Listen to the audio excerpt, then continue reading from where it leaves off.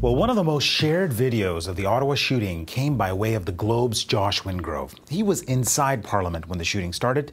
He joins us now from Ottawa. Hi, Josh. Hi, how are you? Very good. How are you? Good. It's been a weird 24 hours. I bet.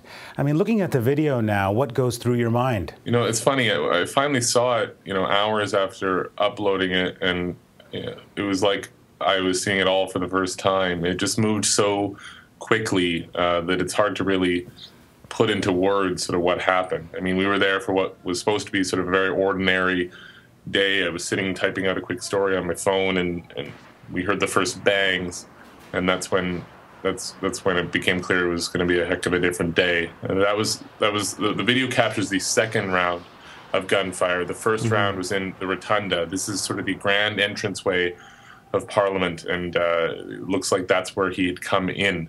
So when I poked my head around, I could see the rotunda, and there was smoke in the air, and you could smell gunpowder, and you saw guards, I should say, with their guns drawn.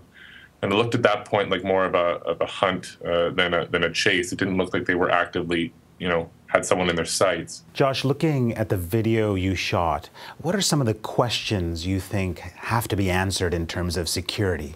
Well, I mean, on the one hand, you got to think things are going to change. It looks like he came in the door that I came in, half an hour earlier. It's a door where we flash a pass and go through. There's no metal detector or anything like that. So I can't imagine they won't review that. But on the other hand, for that attack, things went about as well as they could have. We learned later that in the earlier one, of course, the soldier died, and I find myself just wanting to know as much as I can about that young man.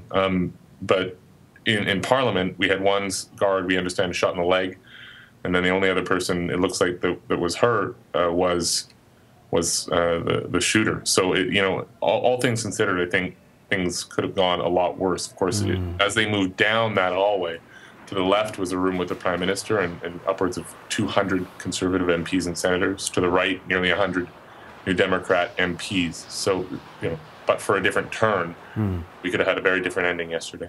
Josh, what is the mood in Ottawa the morning after?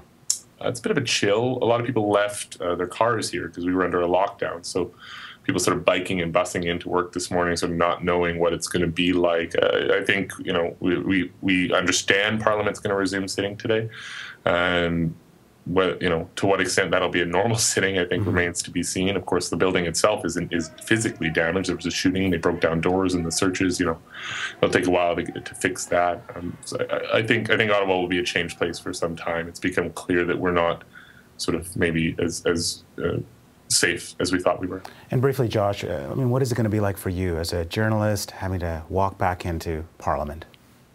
I mean, I think it's fine. I definitely didn't appreciate, I think in retrospect, the possibility that would happen, the possibility that this would be a target. But yesterday I just kind of felt that I was doing my job. I imagine that all the first responders who were sort of the tip of the spear, the people I was filming sort of well behind them, felt the same way. So I hope they're okay and that everyone can get on as normal as possible. But it was just a heartbreaking day for us here in Ottawa. Okay, Josh, thank you so much. Thank you.